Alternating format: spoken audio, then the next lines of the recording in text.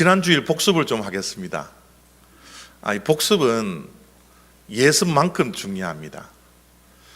우리가 많은 것들을 기억하는 것 같지만요, 우리는 많은 것을 기억해내지 못합니다. 자꾸 잊어버려요. 나이가 들면 들수록 이 망각의 속도가 훨씬 더 빨라지는 것 같아요. 그래서 이 복습이 굉장히 중요합니다. 앞에 도표는 망각 도표입니다. 망각 도표인데 우리들이 어떤 것을 학습을 하면요, 10분이 지나면 이제 망각이 시작된대요. 그리고 1시간이 하루가 지나면 우리가 배웠던 것 70%를 잊어버린다고 합니다. 한 달이 지나면 80% 이상을 잊어버리고요. 그래서 우리가 중요한 것, 좋은 것은 자꾸 반복해서 학습하는 복습이 굉장히 중요한 것 같습니다. 그래서 오늘 지난 주일날 배웠던 것, 또 우리가 들었던 것 잠시 복습하고 말씀을 계속 전하겠습니다. 시대가 많이 바뀌었다고 그랬습니다. 시대가 많이 바뀌었기 때문에 전도의 트렌드도 바뀌었다 그랬죠. 지금은 기독교 인구가 20% 이상이 넘기 때문에, 또 미주에 오면 70% 이상이 기독교인이라고 밝히기 때문에 우리는 전도의 트렌드를 관계 전도로 바꿔야 된다, 그렇게 지난주에 말씀을 드렸습니다. 지난주에 관계 전도에 대해서 말씀을 들었는데, 여러분, 관계 전도의 시작은 어디로부터 시작되는지 기억 혹시 하십니까? 관계 전도의 출발, 물론 제가 여러분들이 답하리라고 기대는 하지 않습니다. 왜냐하면 우리는 망각하고 있으니까요. 물론 우리가 한 달 지나면 70%, 80%를 잊어버리지만, 사실 물고기는 몇 시간요? 물고기는 15초 동안만 기억한다 그러잖아요. 그러나 우리는 얼마나 감사해요. 한 달이 지나도 20%를 기억하고 있으니까. 그래서 이 가운데 관계 전도의 출발이 무엇인지를 혹시 기억하고 계시는 분 있으면 한번 말씀해 주시죠. 예? 리스트 작성입니다.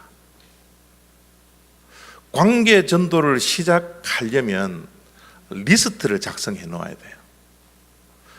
리스트는 세 부류로 나누어라 그랬습니다. 첫 번째는 친척 가운데, 두 번째는 가까운 관계에 있는 사람, 마지막 부분은요, 주변 관계에 있는 사람들, 안면은 있지만 친하지 않는 사람들까지도 리스트를 만들어 놓아라, 그렇게 말씀을 드렸습니다. 여러분, 이 목표 설정을 한다는 게 너무너무 중요합니다. 그 리스트를 만든다는 것은 목표를 만들어 놓는 거예요. 제가 일부 예배에 설교를 하고 우리 집사님과 식당에서 교제를 하는데, 그 집사님이 저한테 그런 이야기를 해요. 요즘 목사님 너무 신앙생활이 재밌대요. 뭐가 그렇게 재밌습니까? 그러니까 목표가 생겼기 때문에. 자기 자신이 이때까지 전도를 한 번도 안 해봤는데 전도 대상자가 자기 주변에 하나 생겨서 매주마다 가서 전도를 한답니다. 그 전도를 하는데 교회에 나오라는 말 한마디 하지 않는데요, 제가 가르쳐 드린 대로 뭐예요? 삶을 보여드린다라는 거예요. 목표를 생기니까 얼마나 재밌는지 모르겠습니다. 그런 말씀을 해주시더라고요. 제가 그 말씀을 듣고 얼마나 보람이 되는지 모르겠어요. 한 사람이라고 저렇게 도전을 받고 목표를 세우고 저렇게 매주마다 찾아가는 수고를 해주시는 우리 성도님을 바라볼 때 얼마나 감사한지 모르겠습니다. 여러분, 빅터 프랭클이라는 분이 이런 이야기를 했습니다. 왜 살아야 하는지 아는 사람은 그 어떤 상황도 견딜 수 있다. 인생의 목표가 뚜렷한 사람, 내가 왜 살아야 하는지를 분명히 알고 있는 사람은 이 세상의 어떠한 장애물과 어떠한 상황도 견뎌낼 수 있다는 거예요. 목표가 없는 사람은 쉽게 포기합니다. 인생의 목적을 발견하지 못한 사람은 우왕좌왕할 수밖에 없는 거예요. 그래서 올해 우리의 목표는 전도입니다. 특별히 관계 전도입니다. 이 관계 전도를 하려면 목표를 세워야 돼요. 그러기 위해서는 리스트를 여러분들의 마음속에, 책상 속에 적어 놓아야지 관계 전도가 출발될 수 있습니다. 오늘 또 일부 예배 마치고 다른 집사님이 저에게 또 이런 이야기 합니다. 목사님, 아무리 눈을 씻고 봐도 내 주변에는 다 교회 다니는 사람입니다. 그래요. 맞는 것 같아요. 미주에 있는 한인 70%가 기독교인이라고 밝힐 것 같으면 정말 우리가 만나는 사람들 어떻게 보면 다 교회를 다니는 사람일지도 모르겠습니다. 그러나 여러분, 우리가 전도하려면, 전도에 성공하려면 관계 그물망을 이제는 확장시켜야 합니다. 미국에 와 보니까 이 삶이 굉장히 단순해집니다. 왜냐하면 교회, 집, 직장 이 세 가지밖에 없어요. 그런데 이 세 가지의 관계를 가지는 사람들이 거의 다 뭐예요?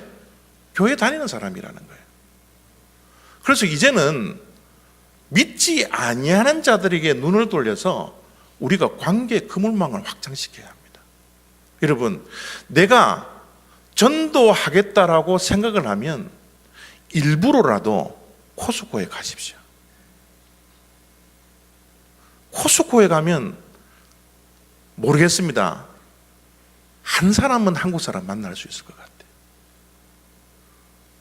우리가 노력을 안 해서 그렇지, 관계의 그물망을 확장시키려는 노력을 안 해서 그렇지, 마음만 먹으면 주변에 믿지 아니하는 한국 사람들이 눈에 보이기 시작합니다. 눈을 크게 뜨셔야 합니다.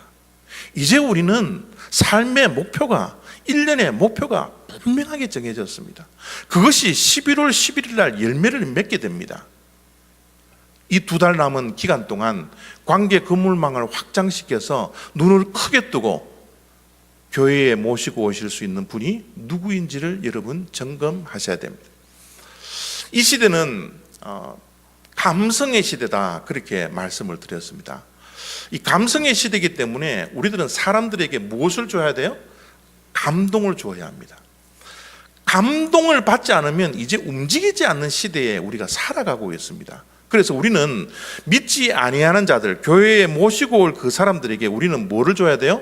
감동을 주어야 된다는 거예요. 그래서 전도하기 전에 먼저 뭐가 되라고요? 전도자가 되어야 된다는 겁니다. 전도하려고 노력하기보다는 내가 먼저 전도자가 되어야 된다, 그렇게 말씀을 드렸습니다. 왜냐하면 믿지 아니하는 사람들이 이제 믿는 사람들에게 다른 것을 요구하지 않습니다. 무엇을 요구합니까? 당신들이 예수님을 믿고 변화되고 좋아졌던 점을 이제는 나에게 보여달라는 거예요. 우리의 삶을 보여달라는 겁니다. 우리가 예수를 믿고 뭐가 달라졌는지, 예수를 믿으면 예수를 믿지 않았을 때보다 뭐가 좋아졌는지, 주일날 교회에 오면 이게 무슨 우리들에게 유익이 있는지, 이것을 삶으로 보여달라는 거예요. 이제는 우리 믿는 자들이 전도하기 전에 전도자가 되어야 되기 때문에 보는 대로 살면 안 되는 겁니다. 보이는 대로 살면 안 됩니다. 이제는 우리는 믿음대로 사는 삶의 모습을 보이지 않는 자들에게 보여주어야 합니다. 생각대로 살지 않기를 원합니다. 이제는 생각대로 사는 것이 아니라 하나님의 말씀대로 살기라고, 그렇게 결단하며 살아야 합니다. 그런 사람들을 보여줄 때 믿지 아니하는 사람들이 우리와는 뭔가가 다르구나, 우리는 보이는 대로 생각나는 대로 살아왔는데 저 예수쟁이들은 뭔가 다르구나, 그들이 우리의 삶을 통하여서 감동을 받아야 합니다. 여러분, 이런 말이 있더라고요. 성경에 줄을 치는 사람이 아니라 삶의 줄을 치는 사람이 되라. 아무리 여러분 성경을 읽고 줄을 친다고 그래도 거기에서 은혜를 많이 받더라도요, 내 삶이 변화되지 않으면, 내 삶이 믿지 않은 사람들에게 강조되지 않는다면 이것은 아무것도 아니라는 거예요. 그래서 저는 저 말씀이 참 은혜가 많이 되었습니다. 성경의 줄을 끊는 사람이 아니라 삶의 줄을 끊는 사람이 되라. 저는 우리 올리브 교회가 저런 성도님으로 가득 채워지는 놀라운 역사가 우리 올리브 교회에 있기를 원합니다. 여러분, 우리는 좋은 나무가 되어야 합니다. 예수님께서 우리들에게 말씀해 주셨죠. 이와 같이 좋은 나무마다 아름다운 열매를 맺고 못된 나무가 나쁜 열매를 맺나니. 우리 모두가 다 좋은 열매를 맺기를 원하지 않습니까? 그런데 좋은 열매를 맺으려면 좋은 나무가 되어야 된다는 거예요. 전도하기 전에 내가 전도자가 먼저 되어야 된다는 겁니다. 두잉을 하기 전에 빙이 먼저 변화되는 그런 놀라운 역사가 있어야지 참다운 전도자가 되어서 사람들에게, 믿지 않는 사람들에게 우리의 변화된 삶을 통하여서 감동을 줄 수 있다라는 것이 지난주의 말씀의 요약이었습니다. 좋은 나무. 여러분, 지난 한 주간 동안 말씀을 듣고 내가 좋은 나무가 되려고 어떤 노력을 하셨습니까? 가만히 있는데 좋은 나무가 될 수 없습니다. 우리는 노력해야 되는 거예요. 좋은 나무. 이것이 지난 주일날 우리가 말씀을 통해서 도전받았던 말씀의 요약입니다. 좋은 나무도 중요하지만 관계 전도에 있어서 또 중요한 나무가 있습니다. 그 나무는 어떤 나무냐는 거예요. 내가 밤나무인지 사과나무인지 배나무인지 포도나무인지를 알아야 합니다. 내가 어떤 나무일까요? 나는 누구일까요? 여러분, 이 정체성이라는 것이 참 중요합니다. 내가 누구인지를 아는 것이 얼마나 중요한지 모릅니다. 나는 나무긴 나무인데 어떤 나무인가가 굉장히 중요합니다. 요즘은 정체성 위기 시대라 그렇게 이야기를 합니다. 정체성이 혼돈되는 거예요. 성정체성이 내가 남자인지 여자인지를 분간이 안 됩니다. 내가 교회를 다니고 있지만 내가 신자인지 비신자인지 분별 없이 살아갑니다. 내가 누구인지를 모르는 거예요. 이 위기 속에서 우리가 살아가고 있습니다. 지난 한 주간 동안 노예에 참석하고 노예 목사님들 수양회에 참여를 하고 왔는데요. 이구동성으로 교회의 위기가 찾아왔습니다. 한국 교회뿐만 아니고 미국에 있는 한국 교회, 또 미국 교회도 다 위기입니다. 여러분, 한국의 영성을 이끌어갔던 것이 새벽기도거든요. 여러분, 새벽기도를 하루에 몇 번이나 걸쳐서 했던 그 명성교회의 영성을 보십시오. 세상 사람들에게도 손가락질 받는 그런 모습이지 않습니까? 그렇게 영성이 깊다라는 그런 교회도 저렇게 무너지는 거예요. 얼마나 여러분 이 교회가 위기에 봉착했는지 모른다라는 겁니다. 여러분, 교회의 위기는 어디에서 옵니까? 정체성의 위기입니다. 신자가 신자의 정체성을 잊어버리고 목사가 목사의 정체성을 잃어버리기 때문에 교회에 위기가 찾아온 거예요. 여러분, 우리가 누구입니까? 우리는 어떠한 정체성으로 하루하루를 살아가야 합니까? 여러분, 내가 누구인지를 알 때 내가 어떻게 살아가야 할지가 결정됩니다. 내가 어떻게 살아가야 할지가 결정되면 내가 열심을 낼 수 있죠. 내 정체성이 무너져 있으니까 사명을 발견하지 못했기 때문에 이 땅에서 사명을 가지고서 열심을 살지를 못하는 겁니다. 그냥 우왕좌왕하고 눈에 보이는 대로 살고 나를 유혹하는 대로 넘어질 수밖에 없고 방황할 수밖에 없고 사명이 없으니까 목표가 없고 모든 것이 다 무너지는 거예요. 정체성, 내가 누구인지를 아는 것이 너무 중요한 시대에 우리가 살아가고 있습니다. 성경 속에 우리의 정체성을 밝혀주는 귀한 말씀들이 굉장히 많은데 우리의 정체성을 밝혀주는 말씀 가운데 베드로전서 2장 9절만큼 정확하고도 명확하고도 바른 정체성을 가르쳐주는 말씀은 없다고 저는 생각합니다. 그만큼 우리의 정체성을 확실히 이야기해 주는 것이 베드로전서 2장 9절 말씀이거든요. 제가 읽어드립니다. 너희는 택하신 족속이요, 왕같은 제사장들이요, 거룩한 나라요, 그의 소유가 된 백성이니. 여러분, 베드로전서 2장 9절 말씀에는 우리의 정체성에 대해서 네 가지를 분류해서 우리들에게 말씀을 해주고 있는 거예요. 첫 번째는 뭡니까?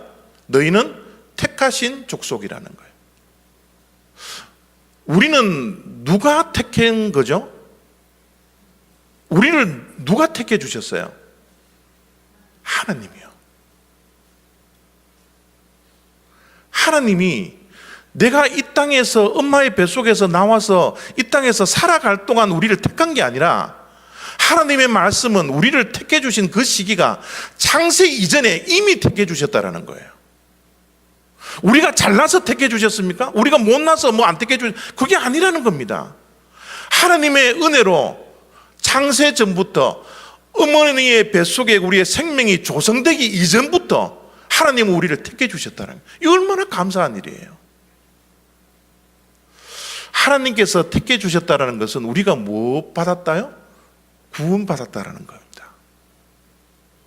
우리는 이 땅에 살아가는 동안 구원의 확신을 가지고 살아야 됩니다. 내가 하나님께서 택하신 족속이라는 이 정체성을 가지고 살아갈 때 나는 어떻게 살아갈 수 있습니까? 구원의 확신을 가지고 살아갈 수 있죠. 이 구원의 확신을 가지고 살아가면요, 무엇이 유익한가 하면 이 세상에 얼마나 불안하고 염려하고 두려워할 것들이 많아요. 그러나 두려움과 걱정과 염려, 그 모든 것들을 구원의 확신으로 극복할 수 있습니다. 왜냐하면 이 세상의 두려움과 이 세상의 불안과 걱정, 최고의 두려움이 뭡니까? 죽음이었지 않습니까? 죽음은 우리의 최대의 적이고 최대의 절망이고 최대의 슬픔이었습니다. 그런데 여러분, 죽음은 예수 안에 있는 자들에게는 죽음은 뭐예요? 슬픔이 더 이상 아닙니다. 절망이 아닙니다. 천국문에 들어가는 시작이에요. 구원에 내가 확신을 가지고 있으면 이 땅에 어려움이 있어도 여러분 죽기까지밖에 더 하겠습니까? 죽어도 우리는 천국에 가는 건데 뭐가 두렵습니까? 많은 것들을 극복할 수 있죠. 내가 구원의 확신을 가질 수 있다면. 이 구원의 확신은 무엇으로 가질 수 있어요? 내 정체성. 하나님께서 나를 택해 주신 사람이라는 것. 이것이 얼마나 귀한 정체성인지 모른다는 거예요. 여러분, 두 번째는 왕 같은 제사장입니다. 여러분, 제사장은 뭐 하는 사람이죠? 구약 시대에는 특정한 사람들만 제사장이 되었습니다. 그런데 신약 시대에 와서 우리들에게 왕 같은 제사장이라고 우리의 정체성을 분명히 밝혀놓고 있는 거예요. 여러분, 여러분이 믿든지 안 믿든지 내가 이 자리에서 예수님을 믿는 사람이라면 저 정체성이 내 것이라는 것을 여러분 믿으시길 바랍니다. 우리는 왕 같은 제사장이에요. 제사장은 뭐합니까? 하나님과 인간을 연결하는 연결고리입니다. 구약시대에는 제사장이 없으면 하나님께 갈 수 있는 연결고리가 없는 거예요. 그런데 이제 우리가 그 제사장이 되었다라는 거예요. 예수를 믿지 아니하고 예수님을 멀리 떠난 사람들 다시 하나님과 뭐예요? 가까이 할 수 있는 연결고리를 누가 해야 돼요? 왕 같은 제사장인 우리들은 누구입니까? 내 정체성이 뭡니까? 왕 같은 제사장이라는 정체성을 가지고 있으면 내가 무엇을 해야 될지가 결정이 된다는 거예요. 무엇요? 세상 사람들과 연결하는 연결고리가 된다는 것. 이것이 우리의 사명이라는 겁니다. 세 번째, 우리의 신분에 대해서 말씀을 합니다. 거룩한 나라라, 그렇게 말씀을 하고 있습니다.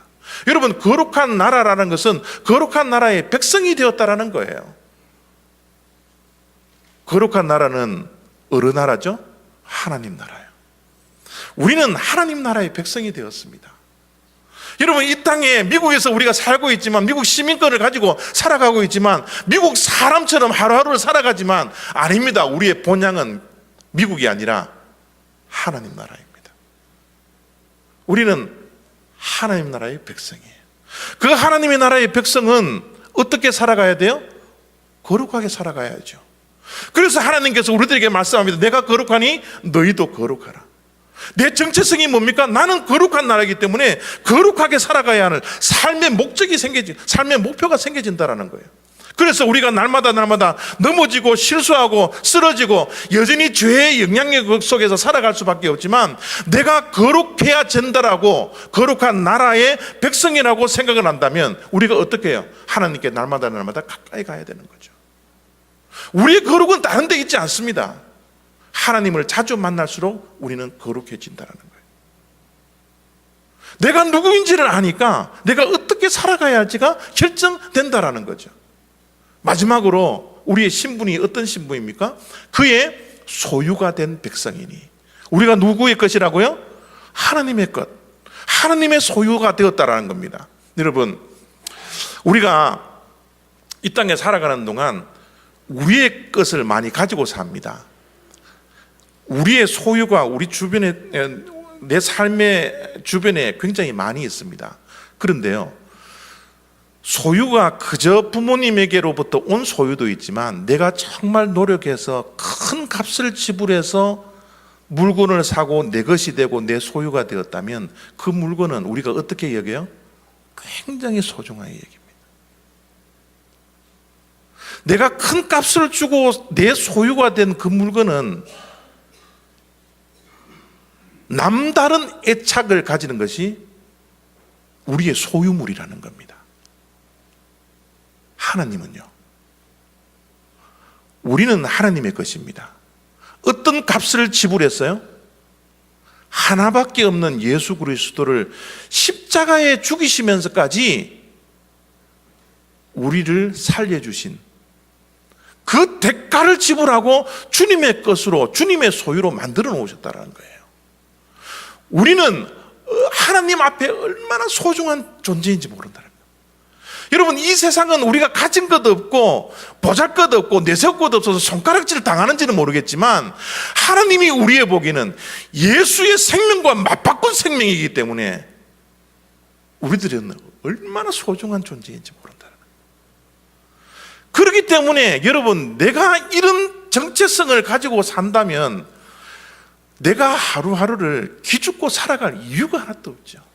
남들이 가졌던 건 내가 조금 못 가진다고 해서, 내가 여러분 남들은 편안하게 사는데 내가 좀 불편하게 산다고 해서 여러분 기죽을 이유가 하나도 없는 거예요. 왜요? 우리는 하나님의 것이니까. 하나님이 핏값으로 사신 존재니까. 여러분, 이런 정체성을 가지고 산다면 하루하루가 얼마나 감사하고 얼마나 감격스러운 하루하루인 줄 모른다는 겁니다. 그런데 여러분, 오늘 이 말씀 뒤에 주님께서 왜 이런 못난 우리들, 아무것도 가지지 않은 우리들, 정말 지금 현재도 죄투성이인 우리들을 왕같은 제사장으로 만들고, 하나님께서 창세전부터 택해 주셨고 거룩한 나라로 만들어 주시고 하나님의 소유가 될 수 있도록 예수의 값을 지불하면서 우리를 사셨나, 그 이유에 대해서 분명히 말씀해 주시는 말씀이 2장 9절 그 다음에 나오는 말씀입니다. 여러분, 주님께서 왜 못난 우리들을 이렇게 만들어 주셨을까요? 이렇게 말씀을 합니다. 이는 너희를 어두운 데서 불러내어 그의 기이한 빛에 들어가게 하신 이에 아름다운 덕을 뭐하게요? 선포하게 하려 하심이라. 저런 신분, 저런 정체성을 갖게 하신 이유가 뭡니까? 목적이 뭡니까? 아름다운 덕을 선포하게 하려 하시며. 여러분, 우리가 가지고 있는 성경은 개역 개정판인데, 개역 개정판 되기 전에 개역 한글 성경을 우리가 가지고 있었잖아요. 개역 한글판에 선포하게 하려 하심이라는 말씀을 어떻게 번역을 했나 그러면 선전하게 하려 하심이라, 그렇게 번역되어져 있습니다. 선전하면 여러분 떠오르는 연상어가 뭡니까? 광고. 하나님의 아름다운 덕을 이제는 우리가 광고해야 된다는 거예요. 어쩌면 하나님께서 우리를 뭐예요? 광고 모델로 삼았는지 모르겠습니다. 여러분, 별을 따와도 광고 안 하면 모릅니다. 내가 예수 그리스도를 통하여서 하나님의 자녀가 되었다는 것을 내가 알리지 않고서는 사람들이 모릅니다. 내가 보여주지 않고서는 모른다라는 거예요. 하나님이 예수 그리스도를 십자가에 죽이시면서까지 우리를 사랑해 주셨던 그 아름다운 덕을 내가 광고하지 않으면 세상 사람들이 모른다는 겁니다. 그래서 우리는 하나님 나라의 CF 모델이 되기 위해서 주님께서 우리에게 4가지 신분을 주셨다라는 거예요. 여러분은 누구이십니까? 나는 누구입니까? 하늘나라의 CF 모델입니다. 하나님 나라의 광고 모델이 바로 내 자신이라는 사실을 우리가 잊어서는 안 됩니다. 그것이 바로 우리의 사명이라는 겁니다. 내가 광고 모델이 되어서 하나님 나라를 알리고 보여주지 않고서는 믿지 아니하는 자들이 하나님 나라가 얼마나 좋은지, 예수님이 얼마나 좋은지, 예배드리는 이것이 얼마나 즐거운 일인지 모른다라는 거예요. 그래서 우리는 하나님 나라의 광고 모델로서 하루하루를 살아가야 합니다. 여러분, 무엇을 광고해야 하나요? 또 10절 속에서 우리가 무엇을 광고해야 할지를 분명히 또 말씀해 주고 있어요. 너희가 전에는 백성이 아니더니 이제는 하나님의 백성이요, 전에는 긍휼을 얻지 못하였더니 이제는 긍휼을 얻은 자니라. 여러분, 10절 속에서 강조하는 단어가 뭐죠? 반복되는 단어가 뭐죠? 전에는, 이제는, 전에는, 이제는. 그죠?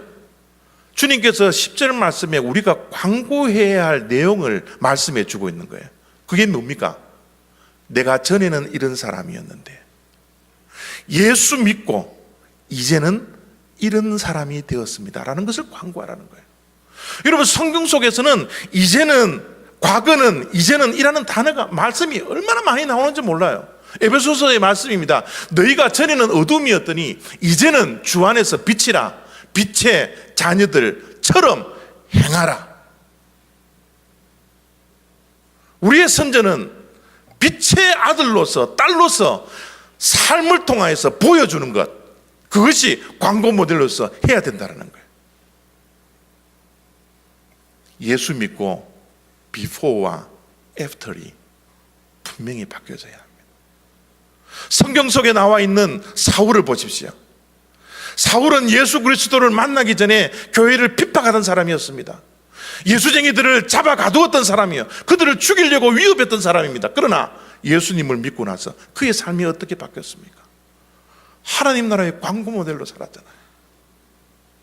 전 인생을 CF 모델로 살면서 복음을 증거하고 복음을 나타내고, 내가 과거에는 이랬지만 이제는 예수님을 만나고 이런 사람이 되었습니다라는 것을 삶을 통해서 보여주었지 않습니까?